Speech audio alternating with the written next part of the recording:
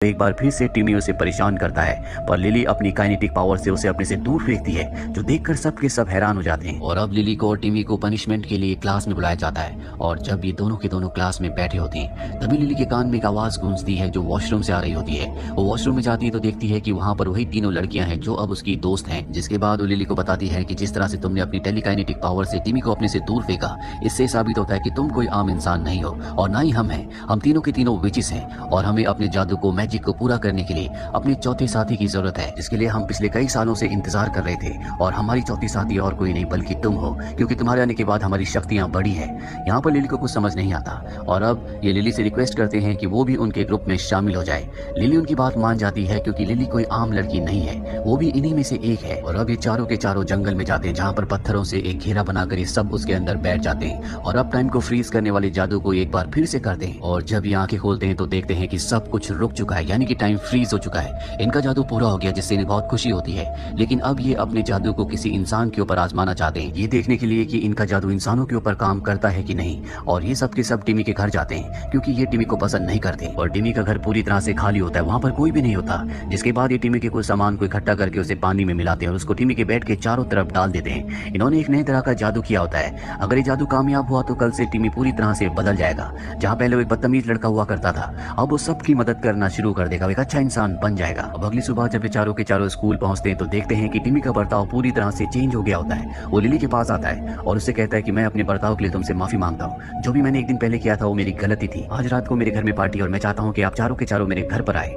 ये सुनकर ये सब के सब बहुत खुश होते हैं क्योंकि इनका जादू कामयाब हो गया होता है। रात को चारों के चारों टिमी के घर में पार्टी में जाते हैं, जहाँ पर एक लड़की जिसका बिहेवियर बहुत ज्यादा खराब होता है वो लिली का मजाक उड़ाती है। लिली को इस बात से बुरा लगता है और वॉशरूम में जाती है जहाँ पर टिमी पहले से होता है। वो कहता है कि तुम्हें उस लड़की की बातों पर ध्यान नहीं देना चाहिए। वो सबसे इसी तरह से बात करती है। वे दिखता है कि लिली के गले में एक लॉकेट है। वो बताता है कि मेरी मॉम जो अब इस दुनिया में नहीं है, उन्होंने भी मुझे इसी तरह का एक लॉकेट दिया था और आज भी मैं बोर्ड के जरिए उनसे बात करता हूँ, यानी कि मैजिक के जरिए। और अब टिमी भी इनका दोस्त बन जाता है। अब अगले दिन लिली सबको अपने घर में स्कूल के प्रोजेक्ट को पूरा करने के लिए बुलाती है और जब ये पांचों के पांचों घर पर होते हैं तभी वहाँ पर लिली का स्टेप ब्रदर आ जाता है, जो टिमी को देखकर गुस्सा होकर वहाँ से चला जाता है। जिसके बाद ये पांचों के पांचों लिली के कमरे में आ जाते हैं जहाँ पर ये गेम खेलते हैं जिसमें सबको अपने अपने सीक्रेट्स, अपने अपने सच बताने होंगे। और जब टिमी की बारी आती है तो कहता है कि मैं पहले एक बहुत बुरा इंसान था, मैं सबको परेशान किया करता था और मैंने लिली के स्टेप ब्रदर को भी परेशान किया था।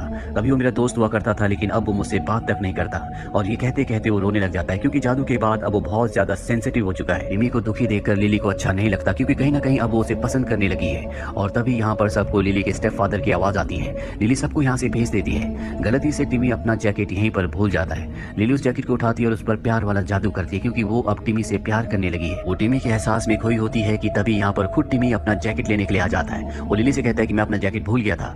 यहाँ पर लिली प्रिटेंड करती है कि तुम्हारे यहाँ पर कोई भी जैकेट नहीं है। ये दोनों बात ही कर रहे होते हैं कि तभी यहाँ पर लिली के स्टेप फादर आ जाते हैं, जिसके बाद टिमी को यहाँ से जाना पड़ता है। अगली सुबह लिली जब स्कूल में जाती है तो क्लास में टीचर आकर बताता है कि एक बहुत ही बुरी खबर है, टिमी अब इस दुनिया में नहीं रहा। जो सुनने के बाद लिली को बहुत दुख होता है। वॉशरूम में जाती है जहाँ पर पहले से उसकी तीनों दोस्त जो कि विचेस है वो होती है। वो तीनों भी रो रही होती है। टिमी के ना रहने से सब के सब बहुत दुखी हो जाते हैं। इन्हें कुछ भी समझ में नहीं आ रहा होता कि टिमी ने ऐसा क्यों किया। और तभी लिली कन्फेस करती है कि कल रात को मैंने उसकी जैकेट के ऊपर प्यार वाला जादू किया था, हो सकता है कि उसी के असर से ऐसा हुआ हो। ये सुनने के बाद तीनों की तीनों विचेस उसे कहती है कि तुम्हें ऐसा नहीं करना चाहिए था, पहले से उसके ऊपर एक मैजिक का असर था, इसके बाद भी तुमने उसके ऊपर दूसरा मैजिक किया, हो सकता है कि इसी की वजह से वो अपना दिमागी आपा खो बैठा हो। यहाँ से लिली चली जाती है।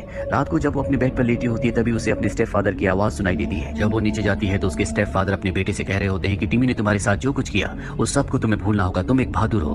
गायब तो टिमी था, इसीलिए अब वो इस दुनिया में नहीं है। लिली इसके बाद अपने कमरे में वापस आती है जहाँ पर उसके स्टेप फादर पहले से होते हैं। वो उसे दीवार पर लगी घड़ी और पुरानी चीजों के बारे में बताते हैं, जिसके बाद उसे आग और स्नेक दिखते हैं। उसे कुछ भी समझ नहीं आता और डर कर एकदम से उठ जाती है। दरअसल ये उसका सपना था। लिली की आवाज सुनकर उसकी मॉम वहाँ पर आ जाती है और देखती है कि लिली बहुत ज्यादा घबराई हुई है। वो लिली से पूछती है क्या हुआ। वो बताती है कि एडम यानी कि उसके स्टेप फादर वो कोई ना कोई बात हमसे छुपा रहे हैं, हमारी जान यहाँ पर खतरे में है। पर लिली की मॉम उसकी बात पर विश्वास नहीं करती। वो कहती है कि टिमी की मौत से तुम्हारे दिमाग पर गहरा असर पड़ा है, हम जल्दी कहीं बाहर घूमने जाएंगे, तुम्हारा दिमाग पूरी तरह से बदल जाएगा।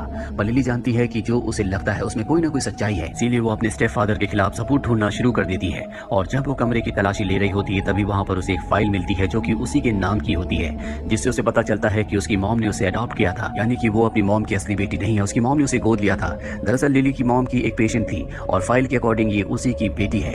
यहाँ पर लिली की मॉम आ जाती है। वो अपनी मॉम से कहती है कि मुझे सच पता चल चुका है। इसके बाद वो यहाँ से निकल जाती है। अगले दिन वो टिमी के फ्यूनरल पर जाती है जहाँ पर उसके सभी क्लासमेट्स होते हैं और यहाँ पर उसकी तीनों विचेस दोस्त भी होती है। जब उनके पास जाती है तो वो उससे बात नहीं करती क्योंकि वो सब की सब लिली से नाराज है। इस बात से लिली को बुरा लगता है और वो यहाँ से जाने लगती है। लिली की मॉम भी यहाँ पर होती है जो उसे रोकने की कोशिश करती है और तभी वो अपने हाथ ऊपर कर लेती है जिससे उसकी टेलीकाइनेटिक पावर से उसकी मॉम वहीं पर गिर जाती है। ये देखकर सब के सब हैरान होते हैं। लिली की तीनों दोस्तों को भी समझ में आ चुका है कि लिली के साथ जो कुछ भी हो रहा है इसमें सिर्फ उसकी गलती नहीं है। उन्होंने भी टिमी के ऊपर जादू किया था इसलिए वो भी गुनहगार है और अब वो लिली को माफ कर देती है और साथ ही तय करती है कि वो कभी भी अब मैजिक नहीं करेंगी।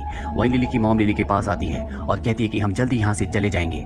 दरअसल लिली भी यही चाहती थी और अब उसकी मॉम ने उसकी बात मान ली है। लिली की मॉम कहती है कि मैं तुम्हें कभी नहीं बताना चाहती थी कि तुम मेरी एडॉप्टेड चाइल्ड हो। मैं हमेशा तुम्हें अपनी बेटी समझती थी। मुझे ये भी पता था कि तुम्हारे अंदर मैजिक की और टेलीकाइनेटिक पावर्स हैं जो तुम्हारे साथ साथ अब मेरे लिए भी खतरा बन चुकी है। इसीलिए मैं चाहती हूँ कि जो पावर्स तुम्हारे अंदर है वो पावर्स तुम मुझे भी दे दो ताकि मैं भी अपनी रक्षा कर सकूं। अपनी मॉम की बातें सुनकर लिली को बहुत दुख होता है। वो कहती है कि तुम मेरी कभी भी सगी मां नहीं बन सकती। दरअसल उसे अपनी मॉम पर अब शक हो चुका है कि ये उसकी मॉम नहीं है और होता भी ऐसे ही है। तभी उसकी मॉम अपना रूप बदल लेती है और वो उसके स्टेप फादर के रूप में आ जाती है यानी कि एडम के रूप में। और अब हमें पता चलता है कि एडम जो कि लिली का स्टेप फादर है वो कोई आम इंसान नहीं है। उसके अंदर भी शैतानी ताकतें हैं और वो लिली को पंच मार के बेहोश कर देता है जिसके बाद वो उसे जंगल में ले जाता है। वहीं हमें लिली की तीनों विचिस दोस्तों को दिखाया जाता है जो बोर्ड के जरिए टिमी की आत्मा से बात करते हैं और उससे सवाल पूछते हैं कि तुमने अपनी जान क्यों ली। टिमी कहता है कि मैंने अपने आप को नहीं मारा बल्कि मुझे लिली के स्टेप फादर एडम ने मारा है। वो कोई इंसान नहीं है। उसके अंदर बहुत सारी जादुई ताकतें हैं जो कि शैतानी ताकतें हैं। और अब लिली की तीनों फ्रेंड्स को समझ में आ जाता है कि लिली की जान भी खतरे में है। वही लिली को दिखाया जाता है जिसे जंगल में होश आता है। एडम उसे अपने जादू के घेरे में रखता है और उससे कहता है कि तुम्हें अपनी सारी पावर्स मुझे देनी होगी। लिली उसके ऊपर अपनी पावर्स का इस्तेमाल करना चाहती है पर उसकी सारी पावर्स को एडम ने बांधा होता है इसीलिए वो अपनी टेलीकाइनेटिक पावर को और किसी भी पावर को इस्तेमाल नहीं कर पाती। और अब एडम उसे मारने वाला होता है कि तभी समय रुक जाता है और जब लिली पीछे देखती है तो उसकी तीनों दोस्त वहां पर आ चुकी होती है। लेकिन जल्दी एडम उस रुके हुए समय के दायरे से बाहर आकर इन चारों के ऊपर हमला कर देता है। ये चारों के चारों अपनी पावर्स को इस्तेमाल करके एडम के ऊपर हमला करती हैं लेकिन एडम की शक्तियां इनसे बहुत ज्यादा है इसीलिए एक एक करके सबको दूर फेंक देता है और अब वो लिली की तरफ बढ़ रहा होता है। लिली को समझ में आ चुका है कि एडम को वो अकेले नहीं हरा सकती।